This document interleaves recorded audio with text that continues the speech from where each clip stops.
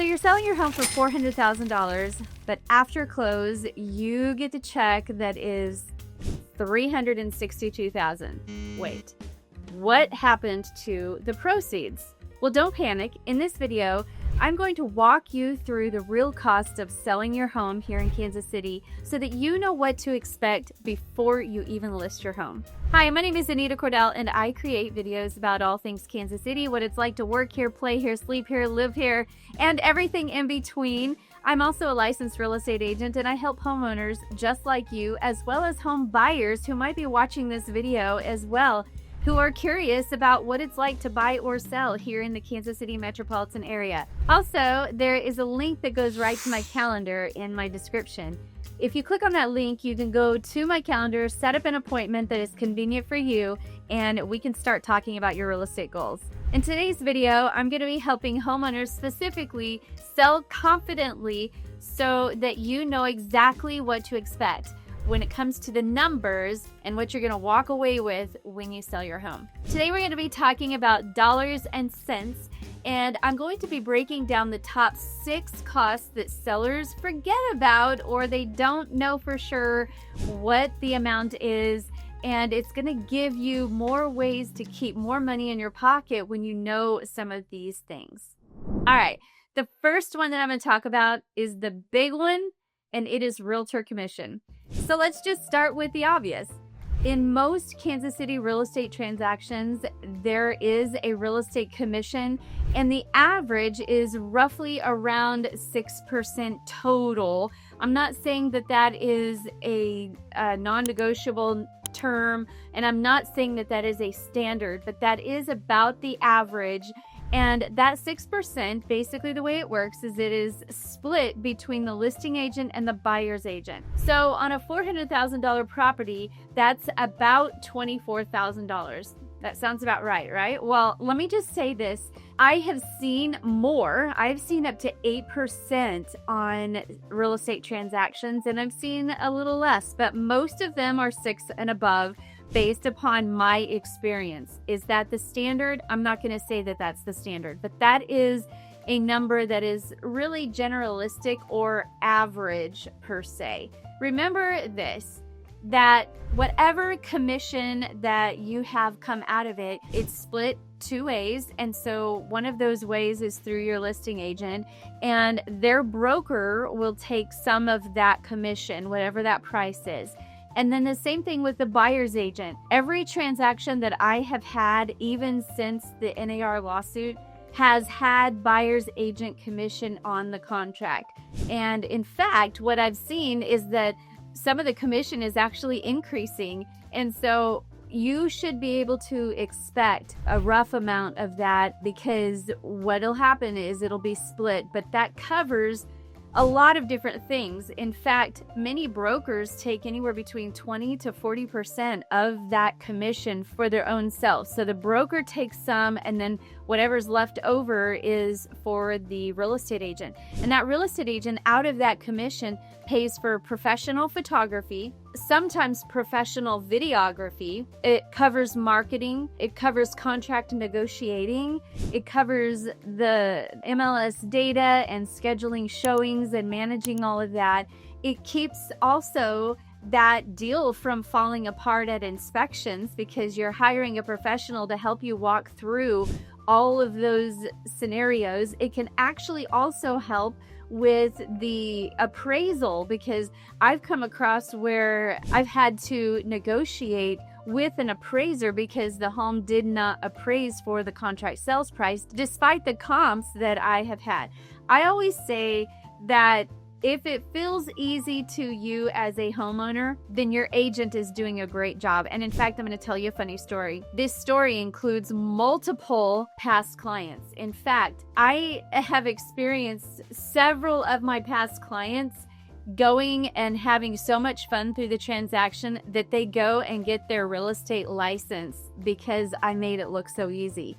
And whether they stayed in the business or not, I think it's really funny that if my clients feel like this is an easy industry and then they go and get their license because of their experience with me, then I guess I've done my job, right? So Keeping in mind the biggest fee is real estate commissions, and that covers a lot of things. Plus, it's a shared fee that the agent doesn't just walk away with all of this and pockets it. There's costs involved in doing business, as well as they have to give some of that commission over to their broker. The second largest fee is called closing costs. And yes, you as a seller or a homeowner do have your own closing costs that are separate from the real estate commission. Just like a buyer has closing costs, you as a seller also have closing costs. A buyer's closing costs pertain to things like the loan origination fee, a title fee, appraisal fee, and the loan type of fees that are associated with getting that loan.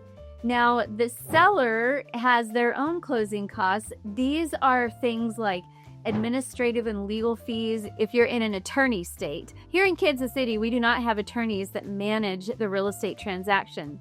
In other states, that is the case. But here, it's the brokers as well as the title companies.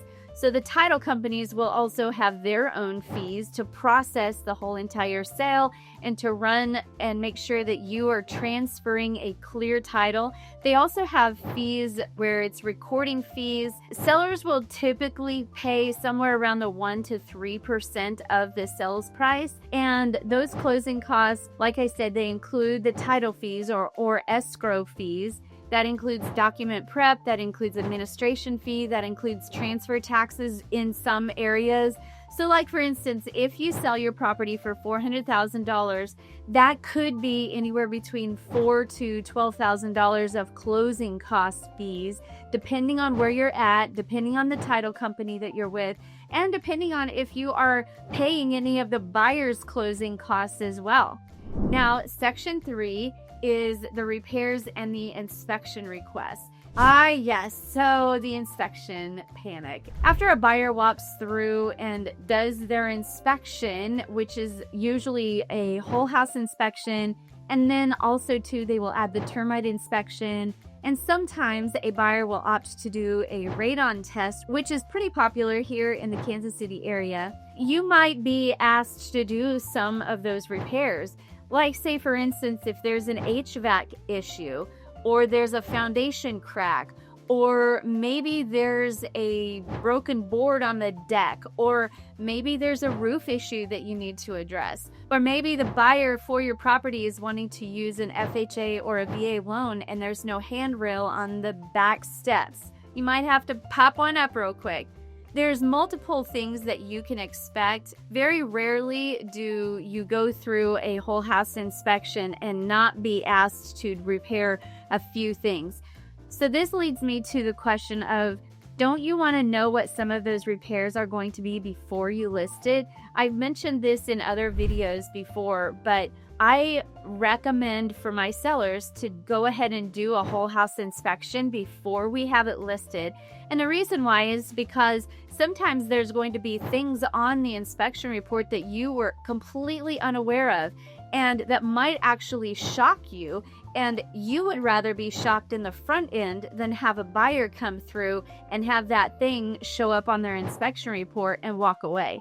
So it gives you a chance to actually address some of the things that would show up on an inspection report, go ahead and repair them, and then you can have that inspector come back and check your work, give you a new inspection report so that you can pass that on to any potential buyers.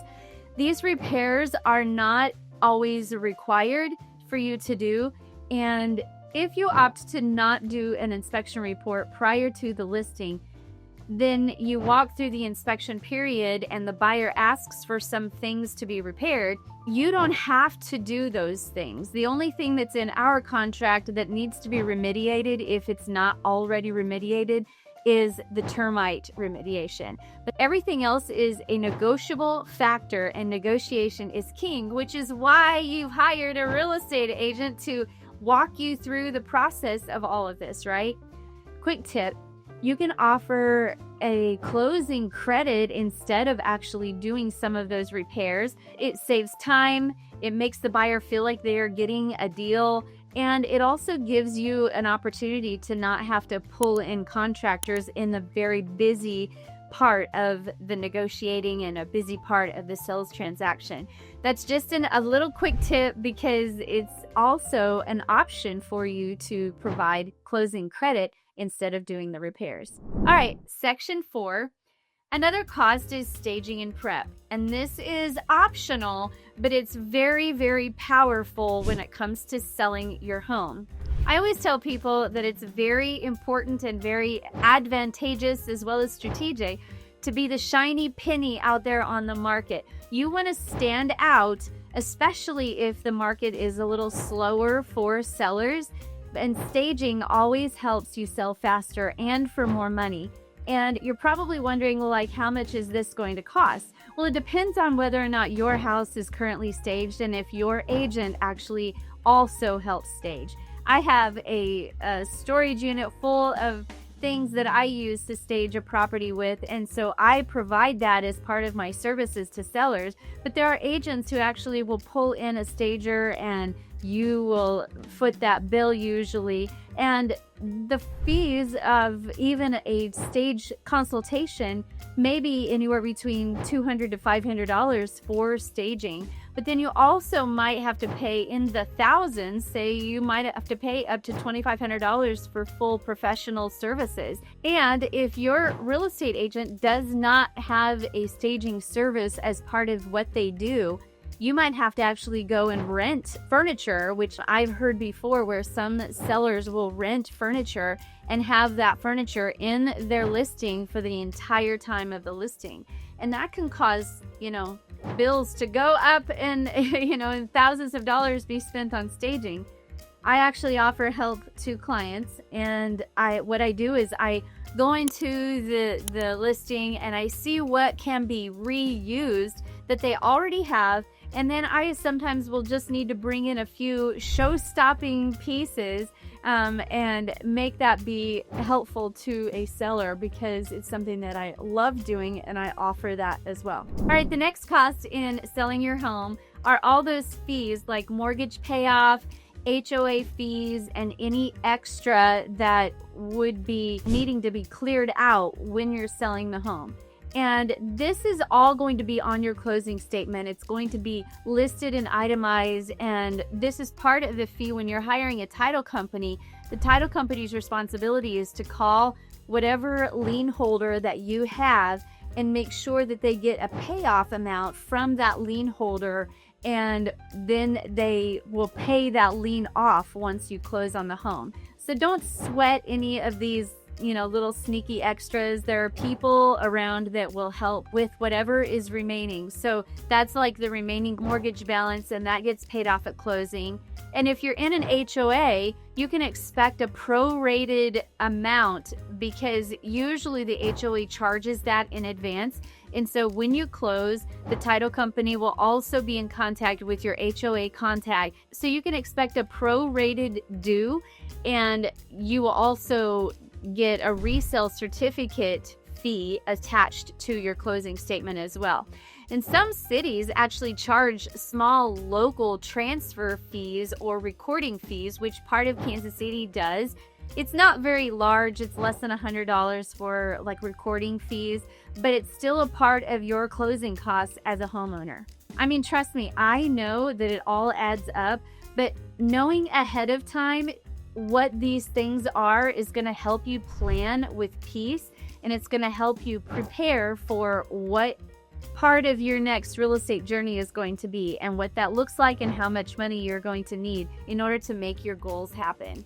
All right, so let's just do real numbers recap when we're talking about selling your home. So on a $400,000 home, that's roughly around $32,000 to $40,000 in total deductions.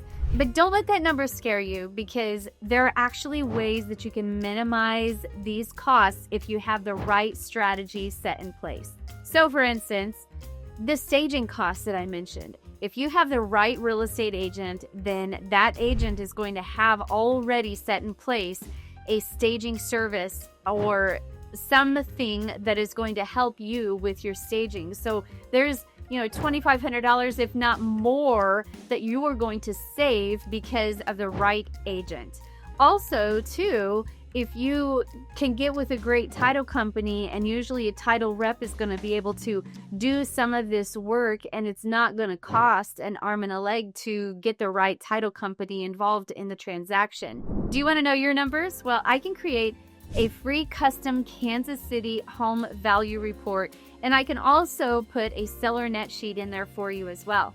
No obligation, just clarity, and this will help us figure out what is a rough idea of what your house would probably go for and how much money you would put into your pocket once we sold. In the description below, there is contact information for me, and there's also a link that goes right to my calendar, so whether it's a week or a month, go ahead and reach out because I can help you start to be strategic in getting your home sold. Also in the description is going to be a link that goes to a document. You can go to this document and fill out your information with your address and other pertinent information, and that way it will help me to get you the free home value report. Now, if you learned something new in today's video, hit that like button, subscribe, and then tell me what costs in here surprised you the most. Don't forget, if you would like for me to create for you a seller net sheet as well as a home value report, go ahead and go to that link, fill it out, and as always, remember to buy or sell, call Anita Cordell, #AnitaHome.